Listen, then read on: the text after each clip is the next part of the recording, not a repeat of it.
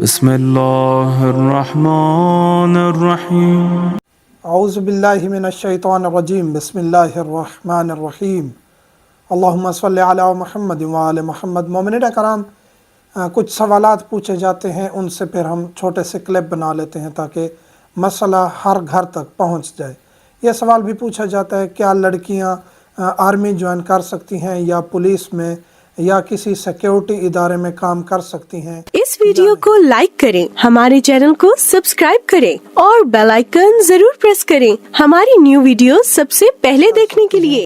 یا نہیں، مثلاً ان کو یونیفارم پہننی پڑتی ہے، آرمی والی، پولیس والی، اور ساتھ میں ان کو ٹریننگ لینی پڑتی ہے اسلحہ چلانے کی، دیگر ان کو ایکسرسائزز کروائی جاتی ہیں۔ تو یہ تمام عمل، یعنی پولیس جوائن کرنا، آرمی جوائن کرنا، یہ جائز ہے یا نہیں ہے لڑکیوں کے لیے؟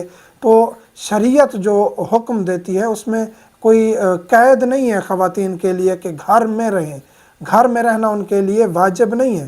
اگر ان کے والدین یا ان کے شادی شدہ ہیں، ان کے شوہر اجازت دیتے ہیں تو خاتون آرمی بھی جوائن کر سکتی ہے، پولیس میں بھی جا سکتی ہے۔ شرط یہ ہے کہ وہ اپنے آپ کو محفوظ رکھ سکے جہاں بھی خاتون کام کر رہی ہے، اپنی عفت کو، اپنی عزت کو محفوظ کر سکے اور اس کے بعد اپنے حجاب کو صحیح طریقے سے رکھ سکے۔ اگر حجاب اس کا درست ہے، اس پر پابندی نہیں ہے کہ وہ اپنے حجاب کو ختم کر دے۔